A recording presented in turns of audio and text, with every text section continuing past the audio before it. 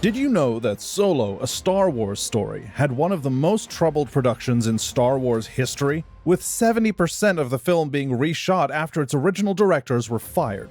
Or that it became the first Star Wars movie to actually lose money at the box office, with a staggering $330 million budget, making it one of the most expensive films ever made? When Disney and Lucasfilm set out to tell the origin story of their most beloved smuggler, they probably didn't expect to get a film that would earn less than half of what Rogue One did at the box office.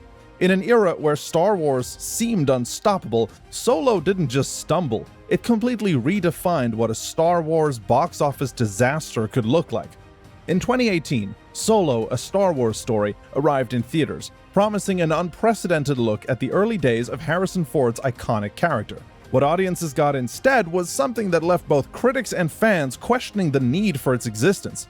After 4 decades of Han Solo being one of cinema's most magnetic characters, his origin story became the first Star Wars film ever to be officially labeled a box office bomb. The question is, how did a movie about one of the most beloved characters in science fiction history go so wrong? In this video, we're going to break down the 7 reasons for why Solo, a Star Wars movie, went wrong and failed. But before we get into that, a real quick ask that if you're new to the channel or haven't subscribed yet, please take a quick second now to hit the subscribe button. It's one small click for you, but a huge deal for us. Thanks. From Han shooting first to I know. Hollywood has given us dozens of memorable Han Solo moments, but Solo, a Star Wars story, stands apart. And not in a good way. It's not just about the casting controversy or the production troubles. It's about fundamental misunderstandings of both the character and the audience expectations. Number 1. The doomed production. While the idea for a Han Solo prequel existed since George Lucas's days, he even considered featuring a young Han in Revenge of the Sith, but the path to Solo's production was anything but smooth. The project began promisingly enough in 2012 when Lucas himself commissioned Lawrence Kasdan, the writer of Empire Strikes Back, to craft the screenplay. However, after Disney's acquisition of Lucasfilm, everything changed.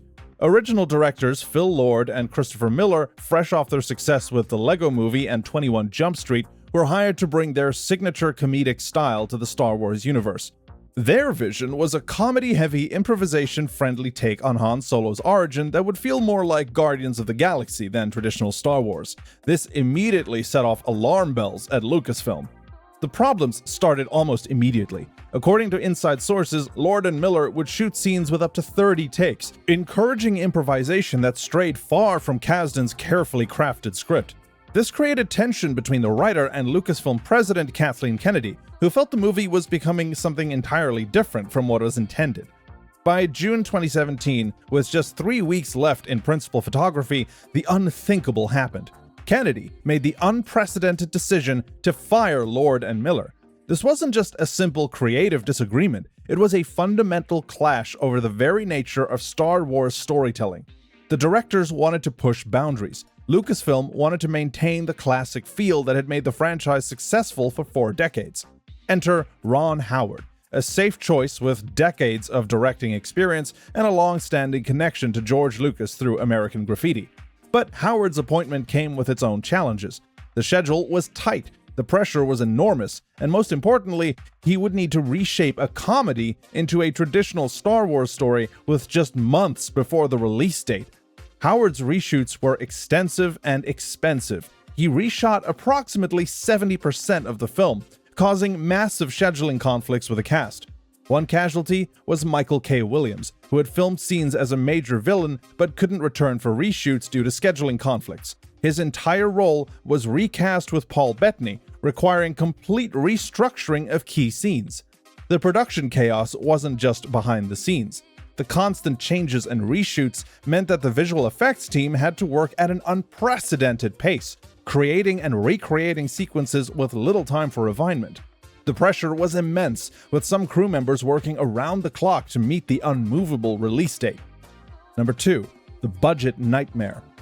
Howard's appointment came at a staggering cost. The director reshot approximately 70% of the film, causing the budget to balloon to $330 million, nearly triple that of the original Star Wars cost adjusted for inflation. To put this in perspective, Solo, a Star Wars story, became almost as expensive as The Force Awakens, despite being a standalone story with far less riding on its success. The astronomical costs didn't stop at production. Marketing expenses pushed the total cost well over $300 million, meaning that the film had to earn at least $500 million just to break even. For comparison, Rogue One, the first Star Wars anthology film, cost $200 million to make and earned over $1 billion worldwide. Number 3. The casting conundrum. Perhaps the biggest challenge facing Solo wasn't its budget or even its director swap. It was the daunting task of recasting one of cinema's most iconic characters. Alden Ehrenreich had the unenviable job of stepping into Harrison Ford's boots, and while his performance would later be praised by many critics, the initial announcement was met with skepticism from fans. This wasn't just about finding someone who could mimic Ford's mannerisms, it was about capturing the essence of a character that had become legendary. Ehrenreich reportedly needed an acting coach during production, leading to further concerns about the film's direction. While Donald Glover's casting as Lando Calrissian was universally praised, the shadow of Ford loomed over the entire project. Number 4. The release date disaster. In what would prove to be a critical miscalculation, Disney decided to release Solo just 5 months after The Last Jedi.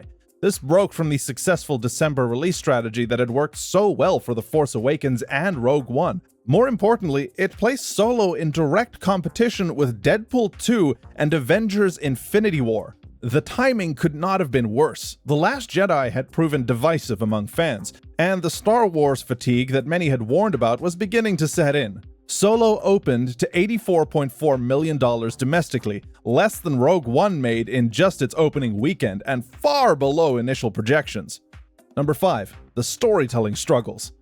The film's narrative issues went beyond just production troubles. Solo attempted to answer questions that fans never really asked. How did Han get his last name? Why did he become a smuggler? How did he meet Chewbacca? In trying to fill in every blank in Han's backstory, the movie paradoxically made the character less interesting. The script seemed determined to explain every aspect of Han Solo's character that audiences had come to love over the decades. His famous Kessel Run in less than 12 parsecs boast? We see it happen. His winning the Millennium Falcon from Lando? It's there. His signature blaster? We learn where he got it. This paint-by-numbers approach to mythology building left little room for mystery or imagination. While Solo wasn't universally panned, the critical response was notably muted for a Star Wars film.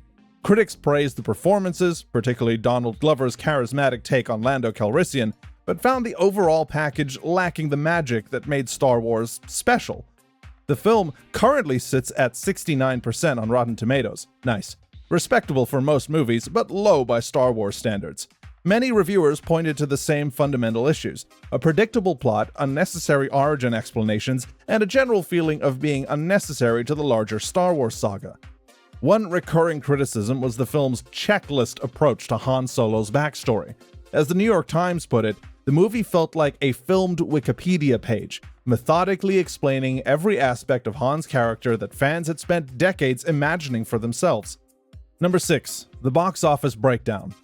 The numbers tell a brutal story. Solo limped to a total of $393.2 million worldwide, making it the lowest-grossing live-action Star Wars film by a considerable margin. For comparison, Rogue One earned $1.056 billion globally, while The Force Awakens topped $2 billion. The financial failure wasn't just about raw numbers, it was about expectations. Star Wars films had consistently been billion-dollar performers under Disney's stewardship. Solo's performance was so disappointing that Disney had to reevaluate its entire approach to storytelling in Star Wars. Solo's failure had immediate and long-lasting effects on the Star Wars franchise. Disney quickly canceled or put on hold several planned anthology films, including rumored projects about Obi-Wan Kenobi and Boba Fett, though Kenobi would later resurface as a Disney Plus series. The studio shifted its focus to streaming content, with The Mandalorian leading the charge. This new approach proved successful, but it came at the cost of seeing fewer Star Wars stories on the big screen. The theatrical future of Star Wars became uncertain, with planned films being announced and cancelled with alarming regularity. Number 7. What we lost. Perhaps the most tragic aspect of Solo's failure is how it affected the potential for future character-focused Star Wars stories. The film actually laid the groundwork for interesting plot threads, including the surprise return of Darth Maul and Kira's Criminal Empire storyline, which will likely never see resolved. The movie's ending clearly set up potential sequels that have shown Han's first encounters with Jabba the Hutt and his transformation into the cynical smuggler we meet in A New Hope, but the film's terrible performance ensured these stories would remain untold. Solo's struggles taught Disney and Lucasfilm several valuable lessons. First, not every beloved character needs an origin story. Sometimes mystery enhances a character more than an explanation.